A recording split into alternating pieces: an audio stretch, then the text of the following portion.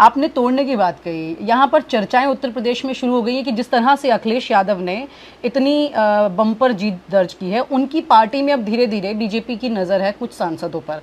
ऐसी चर्चाएं, सुगबुगाहट आ रही हैं। क्या आपको ये लगता है कि ऐसी कोशिश हो सकती है उत्तर प्रदेश में, क्योंकि आप उत्तर प्रदेश में इतना चुनाव प्रचार करके आए थे? देखिए, कोशिश बिल्कुल होगी, मैं इससे इनकार नहीं कर रहा हूँ, लेकिन कई बार लोग अपना राजनीतिक भविष्य देखते हैं।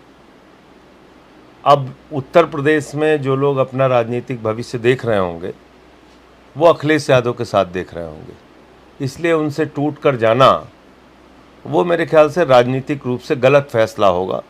तो इसलिए आसान नहीं होगा तोड़ना, लेकिन कोशिश बीजेपी करेगी, मैं इससे इनकार नहीं कर रहा हूँ। संजय जी, आप खुद बहुत सारे चुनाव प्रचार में, रैलियों में मौजूद थे उत्तर प्रदेश में। खबरें ये भी आई कि उस वक्त में जितनी भीड़ थी वो इस बार बहुत ज़्यादा तादाद में खुद आई है, और पार्टियों ने खर्चे भी कम किए। यहाँ पे कांग्रेस ने भी इस बार अपने हाथ काफ़ी खींचे हुए थे।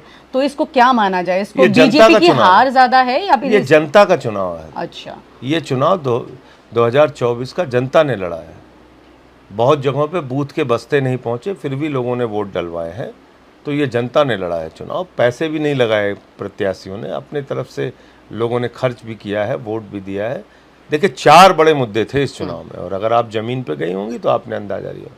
संविधान, आरक्षण, महंगाई और बेरोजगारी, ये 4 बड़े मुद्दे थे। उसके बाद कई और सारे मुद्दे। संविधान और आरक्षण ने महंगाई और बेरोजगारी को पीछे किया। ये जो आपने सीक्वेंस बताया इन 4 मुद्दों का, ये बिल्कुल ठीक है, मैं एग्री करती हूँ इससे। यानी कि ये दोनों मुद्दे आगे आ गए और बाकी पीछे, क्योंकि वो दो तो पहले भी एग्जिस्ट कर रहे थे। आगे आने की वजह समझिए आप।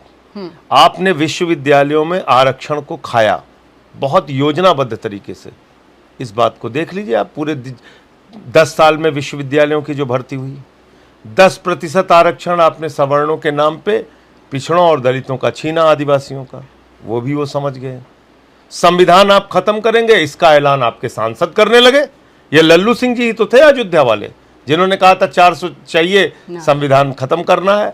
दिया कुमारी ने कहा, ज्योति मिर्धा ने कहा, अनंत हेगड़े ने कहा, एक इनके आंध्र प्रदेश के सांसद ने कहा, अरुण गोविल ने कहा। तो सबने चिल्ला चिल्ला के कहा संविधान खत्म करना है, संविधान खत्म करना है। उस चीज को भाप गए लोग। और उत्तर प्रदेश में आप जानती हैं कि 85-15 का फार्मूला कांसीराम जी ने दिया था। तो 85% आबादी जो थी, पिछड़ों की, दलितों की, अल्पसंख्यकों की, बहुत छोटी संख्या में आदिवासियों की, वो सब सजग हो गए और इकट्ठा हुए। आप देखिए, एक सामान्य सीट से अवधेश प्रसाद पासी दलित समाज से आते हैं, वो चुनाव जीत गए। पूरे अयोध्यावासियों को माँ बहन की गालियां दे रहे हैं बीजेपी वाले। एक साथी ने तो ये कहा है कि वो 1.5 महीने में मर जाएंगे। तो आप बताइए ना कि ये मतलब ये घृणा है, बीजेपी के मन की घृणा है दलितों के प्रति। ये वो पार्टी है जिसने शिलान्यास में तत्कालीन राष्ट्रपति रामनाथ कोविंद जी को नहीं बुलाया, उद्घाटन में श्रीमती द्रौपदी मुर्मू जी को नहीं बुलाया, क्योंकि एक दलित समाज से थे, एक आदिवासी समाज से थे।